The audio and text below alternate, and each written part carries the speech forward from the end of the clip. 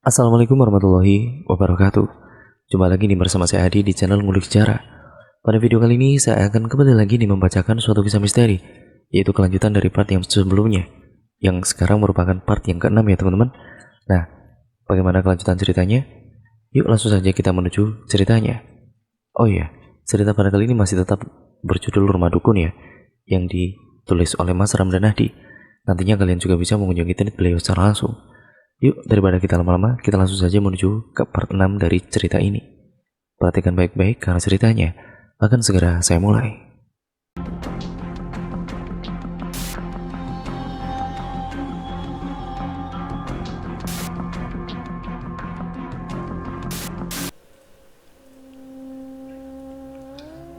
Azan maghrib berkumandang, tiba-tiba aku merasakan seluruh tubuh ini seperti digigiti semut.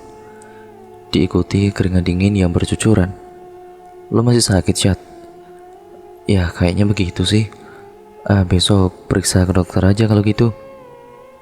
Iya, sekarang lo tiduran aja udah.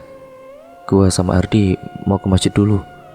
Bagas keluar dari kamar, aku pun kembali tidur. Syat, bangun. Bagas kemudian membangunkanku pada kala itu. Makan dulu, Syat. Iya, makan dulu sini. Parah lu seharian tidur doang. Timbal Ardi seperti itu. Aku pun bangkit dari kasur lalu duduk bersama Ardi dan Bagas di lantai. Kebetulan di rumah gua lagi banyak makanan, ucap Ardi. Aku pun langsung menyantap makanan yang dibawa oleh Ardi. Lapar dia. Baca doa dulu kali, Syat, ucap Bagas seperti itu. Udah kok, sautku kemudian lanjut makan. Makan lu banyak amat, Syat, tanya Ardi.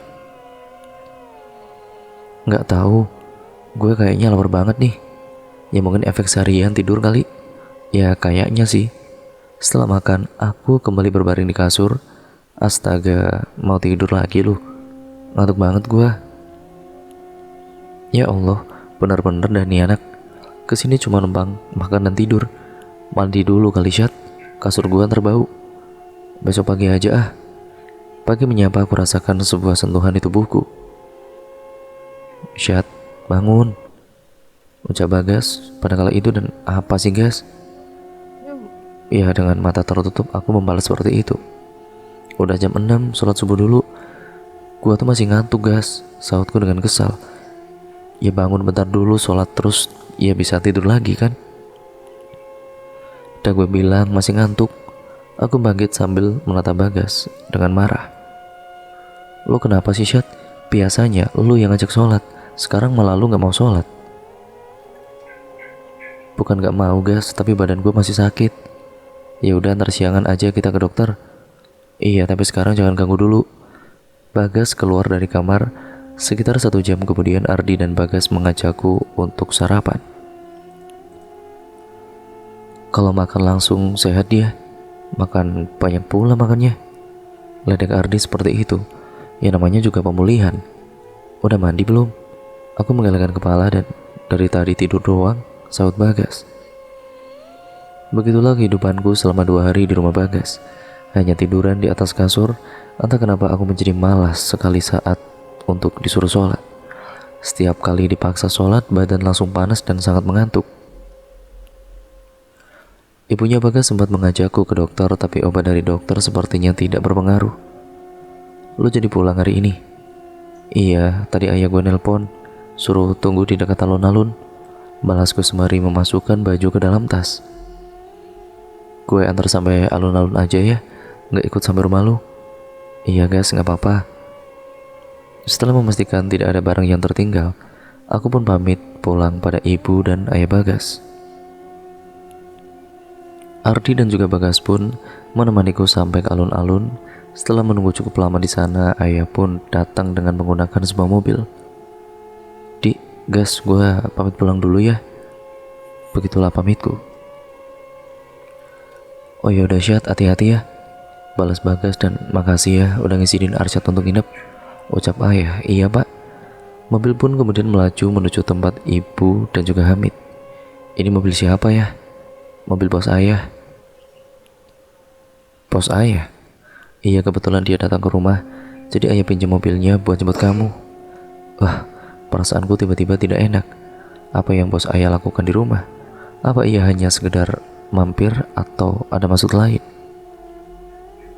Kenapa muka kamu begitu? Enggak ya. Sekitar 15 menit kemudian, kami tiba di rumah teman ayah. Ya, setelah ngobrol sebentar, kami pun pulang ke rumah. Sepanjang perjalanan berkali-kali aku melirik ke kaca depan, melihat Hamid yang duduk di belakang. Wajahnya terlihat biasa saja. Tidak ada rasa bersalah padaku atas ucapannya kemarin. 30 menit kemudian kami pun tiba di rumah. Ayah memarkirkan mobil di depan rumah. Ibu dan Hamid keluar dari mobil. "Syad, kamu mau di mobil terus?" tegur ayah. Aku pun kemudian turun dari mobil lalu berjalan bersama ayah masuk ke dalam rumah, dan saat melewati pintu depan itu, bos ayah sudah menyambutku. Kutatap wajahnya. Kenapa mirip sekali dengan mimpiku? Padahal ini kali pertama bertemu dengannya. "Ini yang namanya Arsyad." Ayah memperkenalkanku dengan bosnya. Bos ayah tersenyum kepadaku. Seketika itu pula aku merasakan kengerian di balik senyumannya. Wajahnya sangat mirip, benar-benar memang mirip, tapi tidak ada kerutan. Rambutnya pun hitam, tidak berwarna putih. Sepertinya bos ayah jauh lebih muda daripada orang yang kulihat di mimpiku. "Kenapa ngelihatnya begitu?" "Salim Syad," ucap ayah. Kurai tangannya lalu mengecup punggung tangannya. "Ayah, aku ke atas dulu ya." "Kamu di sini aja dulu temenin ayah sama Pak Bos," pinta ayah. "Aku ngantuk ya, ada yang perlu ayah omongin sebentar." Ayah memintaku duduk. "Sekarang ayah mau cerita semua dari awal Syad," ucap ayah. "Bapak minta maaf kalau bikin kamu hampir celaka," timbal bos ayah. "Gak apa-apa Pak Bos," balasku dan panggil aja Om Edwin. "Oh iya Om, jadi sebenarnya ayah pindah ke sini atas permintaan Pak Bos," ucap ayah lalu mulai bercerita. Saat Om Edwin ini tahu kalau kondisi keuangan ayah sedang memburuk, ia langsung menawarkan untuk tinggal di rumah ini. Ia pun sudah memberitahu ayah kalau rumah ini memang sangat angker. Bahkan ternyata ayah juga sudah tahu kalau rumah ini pernah ditinggali seorang dukun. "Padahal udah diceritain semua, tapi ayah kamu masih tetap mau tinggal di sini," ucap Om Edwin. Aku melirik ke arah ayah tanpa mengucap sepatah kata pun. Padahal di dalam hati ini ya bertanya-tanya kenapa ayah nekat tinggal di rumah ini. Niat awalnya ayah mau sekalian bantuin bersihin rumah ini dari jin-jin negatif, tapi kayaknya mereka udah tahu rencana ayah sampai neror kamu, ucap ayah. "Aku hampir meninggal ya," balasku dengan kesal. "Iya nak, maafin ayah. Sebenarnya dulu udah beberapa kali rumah ini coba dibersihin, tapi selalu saja gagal. Malahan keluarga Om dan juga orang yang coba bantu diteror habis-habisan. Sampai akhirnya Om nyerah, milih pergi dari rumah ini," ucap Om Edwin. "Terus apa ayah berhasil?" "Insya Allah 2 hari kemarin ayah udah panggil teman ayah dari pesantren. Terus kita ngelakuin ruqyah rumah. Sempat ada perlawanan dari mereka tapi bisa diatasi. Sekarang kalau kamu lihat ke dalam, kamar mandi udah terang, bisa pakai lampu," balas ayah, dan suasana rumah juga jauh lebih nyaman dan sejuk. Udah gak pengap dan juga panas kayak dulu, imbuhnya. Mungkin itu yang ayah rasakan, tapi bagiku rumah ini tetap saja terlihat tidak nyaman dan pengap. "Bagus deh kalau gitu, tapi aku tetap ingin pindah dari sini ya," balasku.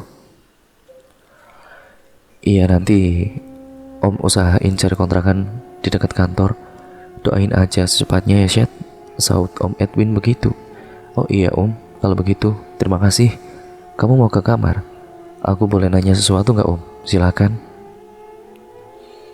"Apa Om punya anak laki-laki?" "Gak punya Syed." "Apa Om tahu pernah ada anak laki-laki yang meninggal di rumah ini? Mungkin beberapa tahun lalu," ucapku. Om Edwin terdiam seraya menatapku. "Kok kamu tahu dari mana cerita itu?" Dari warga desa sini Om." "Dari siapa Syed?" "Anak perempuan yang kemarin." "Iya."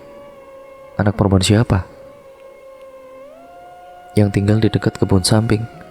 "Risa," ucap Om Edwin. "Om kenal Risa?" "Kenal banget Syed. Kamu harus hati-hati sama dia. Dulu dia pernah bikin salah satu temannya meninggal." Itu bukan salah Risa om, tapi emang buah mangga di rumah ini yang terkutuk. Oh, Risa udah cerita itu juga. Emang pengakuan dia begitu. Tapi banyak warga yang curiga kalau itu emang disengaja. Tapi Risa juga kan hampir mati dan juga diteror. Bisa jadi itu cara ibunya untuk mengelabui warga, balas Om Edwin. Gini Syat, selama Om tinggal di sini, Om sering dengar kalau ibunya Risa itu dulunya pernah dekat sama anak dari dukun yang tinggal di sini. Bahkan kabarnya Risa itu cucunya si dukun. Makanya kalau kamu lihat, hanya Risa dan ibunya aja yang berani tinggal di dekat rumah ini kan. Terus mereka juga agak dijauhi sama warga yang lain, sambungnya. Dukun itu punya anak? Tanya ayah. Ada, tapi dia ngilang entah kemana.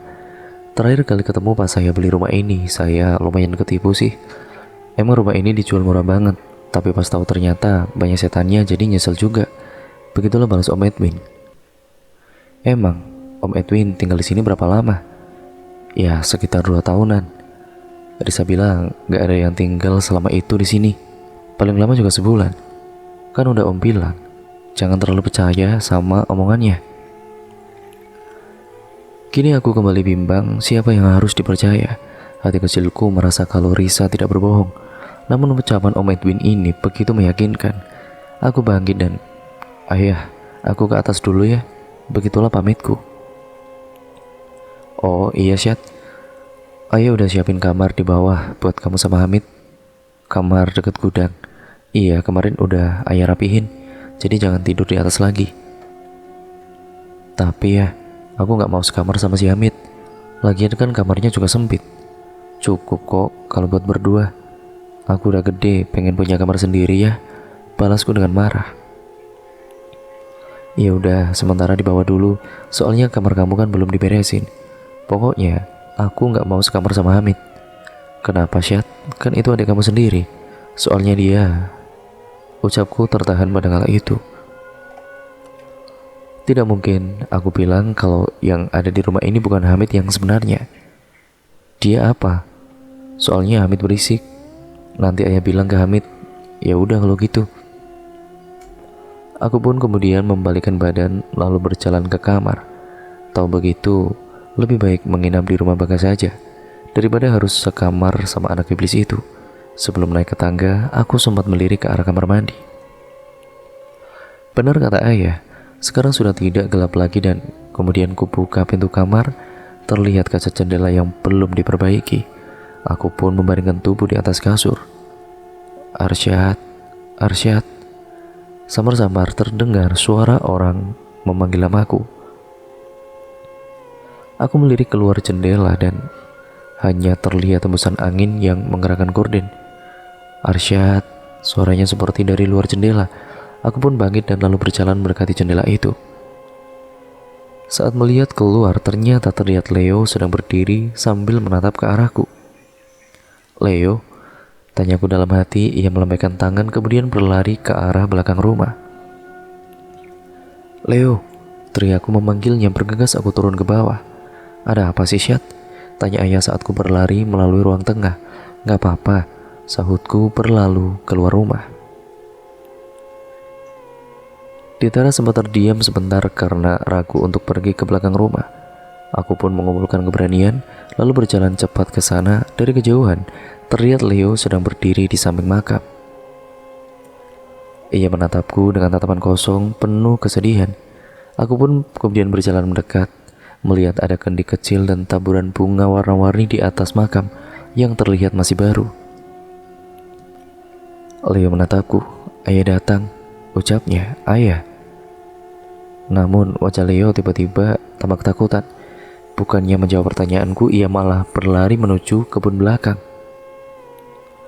Arsyad, kamu ngapain di sini?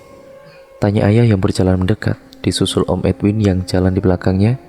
Tadi aku lihat ada anak kecil lari ke sana, balasku sambil menunjuk ke arah kebun. Kamu kenal? Aku menggelengkan kepala. Aneh, biasanya nggak ada warga yang berani datang ke sini, apalagi anak-anak. Lagian kebun belakang itu kan buntu, kalang sungai. Jelas Om Edwin.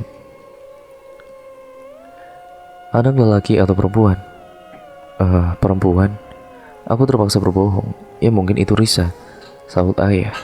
Kayaknya sih begitu. Soalnya di atas makam ada kembang 7 rupa sama kendi yang masih baru. Pasti itu kerjaan dia, ucap Om Edwin sambil menatap makam. Dulu waktu Om tinggal di sini pernah ada yang ngelakuin begitu juga, cuman pelakunya nggak ketahuan, sambungnya. Emangnya itu apa? Tanyaku benar-benar sangat penasaran. Katanya itu untuk manggil sang dukun dan anak buahnya supaya meneror penghuni rumah. Ayah, ucapku sambil menatap ayah. Ayah memegang pundaku. Udah, kamu gak usah takut. Ada ayah, ingat, orang yang sudah meninggal gak akan kembali ke dunia. Aku kemudian mengangguk pelan. Kemudian ayah mengajakku kembali ke dalam. Kamu udah beresin barang di atas apa belum? Belum ya, beresin dulu sana. Hamid mana? Tanyaku dan heran karena sejak tadi Hamid dan ibu tidak terlihat. Lagi tidur di kamar ayah. Oh, aku kemudian kembali ke atas, kemudian memindahkan tas, buku, laptop, dan beberapa helai baju ke kamar bawah. Kamarnya memang tidak begitu besar, hanya ada 2 kasur berukuran kecil yang diletakkan membentuk huruf L, serta ada 1 meja belajar dan lemari kecil, sepertinya itu hanya untukku saja. Dan brak, terdengar suara benda terjatuh. Spontan aku mengajak keluar.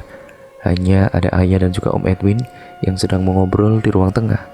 Ada apa, Syed? Tanya ayah dengan heran. Tadi aku dengar ada suara benda jatuh. Di mana? Ya nggak tahu ya, aku kira di luar. Mungkin dari atas. Kayaknya dari gudang. Kedengaran dekat banget. Balasku sembari menatap pintu gudang. Gudang itu belum pernah dibuka, ucap Om Edwin, dan kemarin saya udah coba buka, tapi nggak bisa. Memang begitu. Anaknya sendiri yang bilang jangan pernah buka gudang itu. Ya kenapa? Tanyaku. Om juga nggak tahu, Syed. Kamu jangan takut, ucap ayah. Iya ya. Lalu kembali, ya masuk ke dalam kamar. Beruntung sekali kamar ini tidak ada jendela keluar, jadi aku tidak begitu takut meski berdekatan dengan makam di belakang rumah. Aku membaringkan badan di atas kasur. Tidak lama Hamid masuk ke dalam kamar. Kakak nggak kangen Hamid? Tanyanya. Aku menoleh kepadanya. Kangen kok, balasku lalu kembali membuang muka ke arah tembok. Kakak marah sama Hamid? Tanyanya lagi. Enggak, sahutku dan masih menghadap tembok. Yakin? Suaranya berubah. Seketika itu jantungku berdetak kencang, lalu merapat ke tembok, tidak berani menoleh ke belakang. Kak Arsyad takut. Suaranya semakin menyeramkan. Ayah, teriakku sambil meringkuk. Ada apa, Syed? Sontak aku membalikkan badan. Hamid, balasku seperti itu. Kamu apain Kak Arsyad? Ayah bertanya pada Hamid. Aku gak ngapa-ngapain ya, balas Hamid dengan suara polosnya. Bohong. Tadi Hamid kenapa? Ganggu aku. Lagi-lagi aku tidak bisa bilang pada ayah kalau Hamid yang ada di depannya ini adalah anak iblis. Hamid, jangan ganggu Kak Arsyad. Hamid cuma nanya aja kok ayah, balas Hamid, dan ya itu ganggu, sahutku dengan kesal. Kamu juga jangan marah-marah gitu, Syed, omel ayah. Aku terdiam, lalu kemudian membuang muka dan memeluk guling. Tidak lama terdengar suara pintu ditutup. Aku menoleh cepat, Hamid sudah tidak ada. Aku bangun tidur dengan kepala agak berat, kemudian bangkit dan berjalan keluar. Terlihat ayah sedang duduk di ruang tengah sambil menonton televisi. Kamu tuh dibangunin susah banget. Kapan dibangunin? Tadi, coba lihat sekarang jam berapa. Aku melirik jam dinding, pukul 5 sore. Sekarang mending kamu sholat dulu, sebentar lagi maghrib. Iya ya. Aku melangkah ke kamar mandi. Meskipun lampunya sudah menyala, tapi tetap saja masih membuatku merinding. Setelah mengambil wudhu, aku kemudian kembali ke kamar, dan saat sedang melaksanakan sholat, aku merasakan hati ini gelisah. Entah apa penyebabnya, bulu kuduk pun tidak henti-hentinya meremang, serta beberapa bagian tubuh yang kesemutan hingga mengganggu gerakan sholat. Brak-brak. Beberapa kali terdengar suara benda terjatuh dari gudang.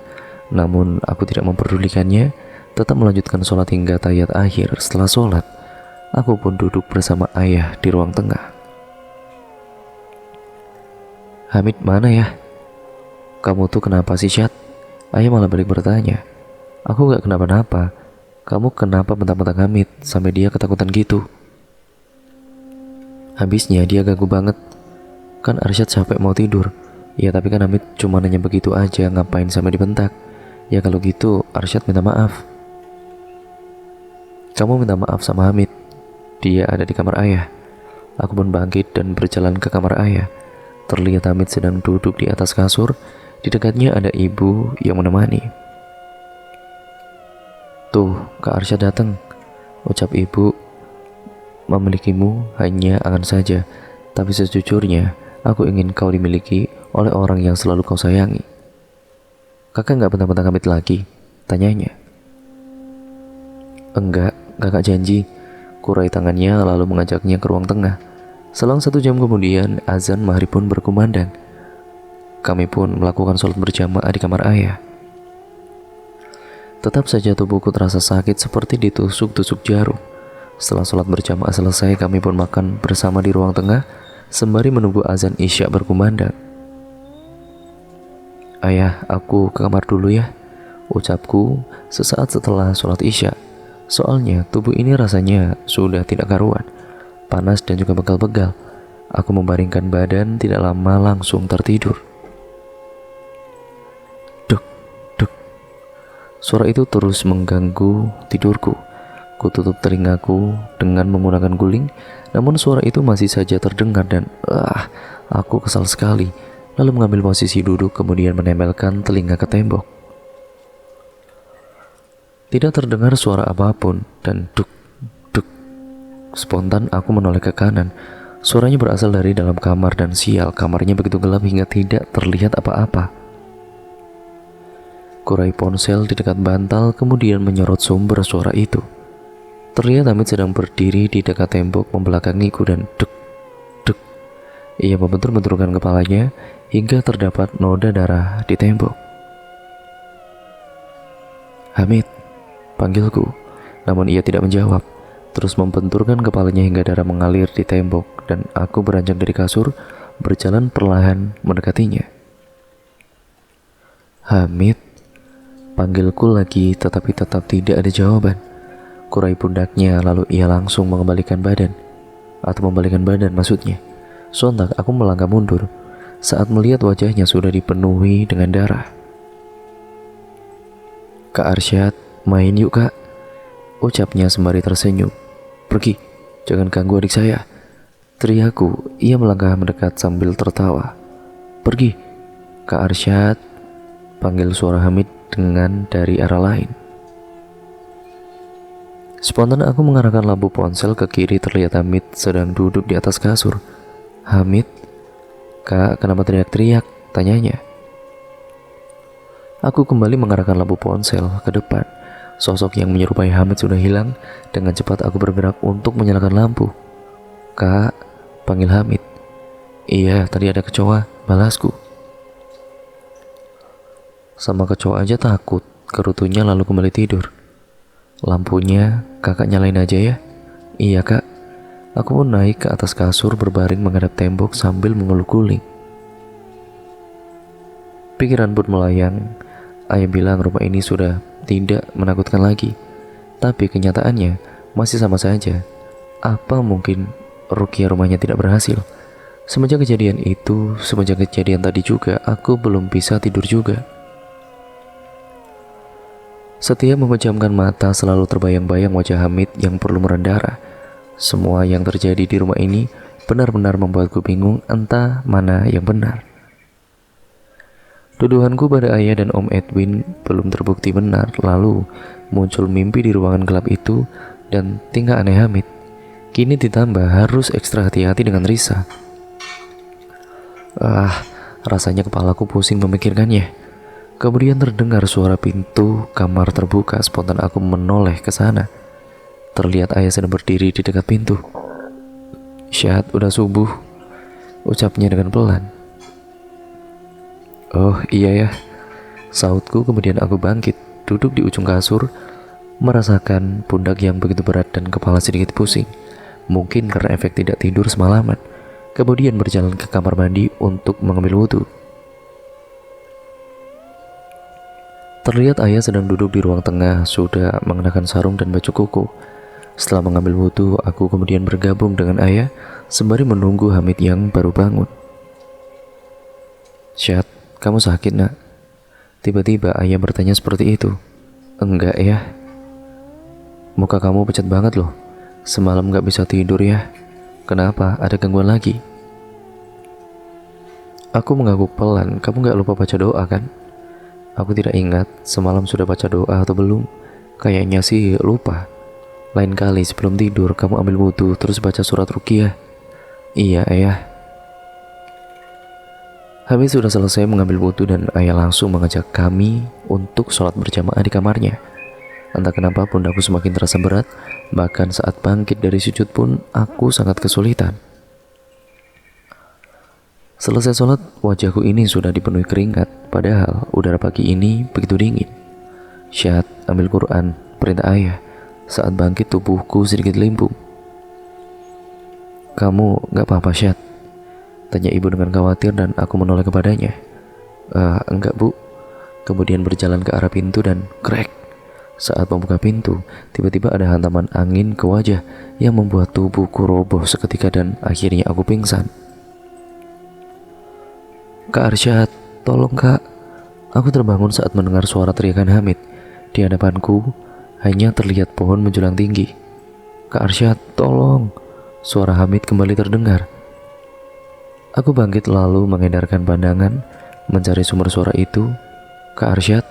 Spontan aku menoleh ke arah sumber suara itu, sepertinya berasal dari dalam hutan. Terpaksa aku masuk ke dalam sana dan menyusuri jalan yang dipenuhi semak belukar. Semakin masuk ke dalam hutan, aku mendengar banyak suara teriakan meminta tolong. Ku percepat langkahku.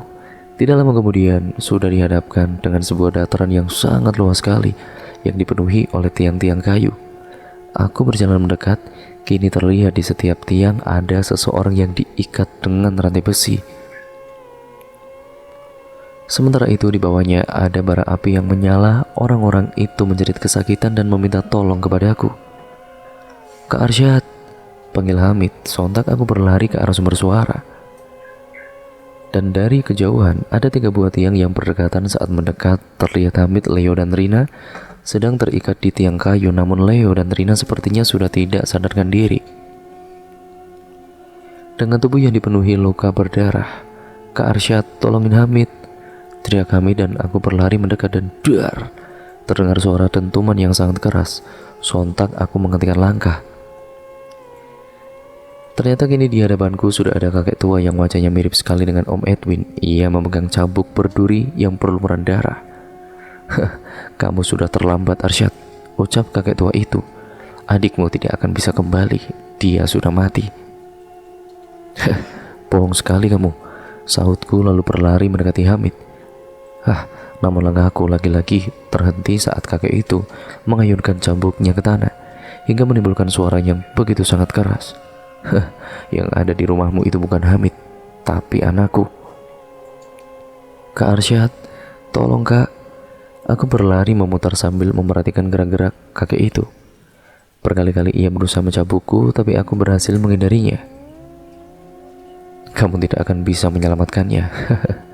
Kakek tua itu kembali mengayunkan cambuknya, kini tepat mengenai tubuhku. Aku kemudian tersadar. Syad, kamu kenapa?" ucap ayah. Belum sempat membalasnya, tiba-tiba perutku terasa mual sekali hingga akhirnya muntah. Ayah mengangkat tubuhku, sementara itu ibu membersihkan bekas muntahan di kasur. "Nanti siang kita ke klinik ya nak," ucap ayah dan ia balasku dengan pelan. Setelah berbaring sebentar, serta meminum teh manis hangat buatan ibu, tubuhku sudah agak mendingan. Aku sudah bisa duduk di atas kasur. Tidak lama ibu membawakan semangkuk bubur ke dalam kamar dan menyuapiku. "Kamu itu kalau sakit bilang," kerutunya. "Iya bu." "Coba cerita sama ibu, apanya yang sakit?" Kepalaku kayaknya pusing banget, Bu. Harusnya kemarin kamu periksa ke rumah sakit di kota. Malah minta buru-buru pulang. Jadi begini hasilnya.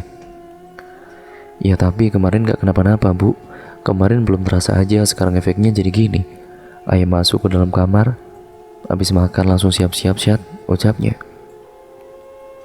Kayaknya jangan dibawa ke klinik deh. Langsung aja ke rumah sakit. Harus ada surat rujukan dari klinik dulu, Bu. Ya udah, habis dari klinik langsung dibawa ke rumah sakit aja. Loh, kok cepet banget? Tanya ibu saat aku dan ayah kembali dari klinik. Arsyad sudah sehat, Bu. Kamu yakin? Tadi dokter udah periksa, sementara dikasih obat dulu. Kalau beberapa hari ke depan masih sakit, baru dirujuk ke rumah sakit. Kalau pergi langsung ke sana juga, ya tidak bisa langsung di CT scan. Harus diperiksa ulang. Terus kalau ternyata memang ada luka dalam baru dikasih jadwal CT scan-nya. Jelas ayah. Ya udah, kamu habisin dulu obatnya. Terus banyak istirahat dulu. Ah iya, Bu. Aku berjalan ke arah kamar. Di dalam terlihat Hamid yang sedang tidur. Aku pun berbaring di atas kasur sembari memejamkan mata. Kakak, bisik suara Hamid. Sontak aku membuka mata lalu menoleh ke kanan. Wajah Hamid sudah ada di hadapan dan Hamid, teriakku kesal, bukannya minta maaf karena mengagetkanku. Ia malah tersenyum. Coba lihat ke belakang. Aku menoleh ke belakang lalu terperanjat hingga jatuh dari kasur saat melihat tembok sudah dipenuhi wajah orang yang berdarah-darah. Nanti aku, kakak, ayah sama ibu juga ada di sana, ucap Hamid yang berdiri di dekatku. Dasar anak iblis. Hardikku seraya berdiri, ku genggam keras baju Hamid lalu mendorongnya sekuat mungkin. Dan cerita pun akhirnya berlanjut lagi ke part yang selanjutnya ya teman-teman. Nah, semakin seru kan ceritanya dan semakin penasaran sebenarnya ada apa sih di balik dari semua tragedi di cerita ini. Simak terus di channel Ngulik Sejarah. Jangan lupa like, comment, dan share, dan juga subscribe untuk kalian yang belum subscribe, serta klik tombol lonceng notifikasinya agar kalian tidak ketinggalan video terbaru selanjutnya dari channel ini. Sekian dan terima kasih, sampai berjumpa di video terbaru selanjutnya. Wassalamualaikum warahmatullahi wabarakatuh.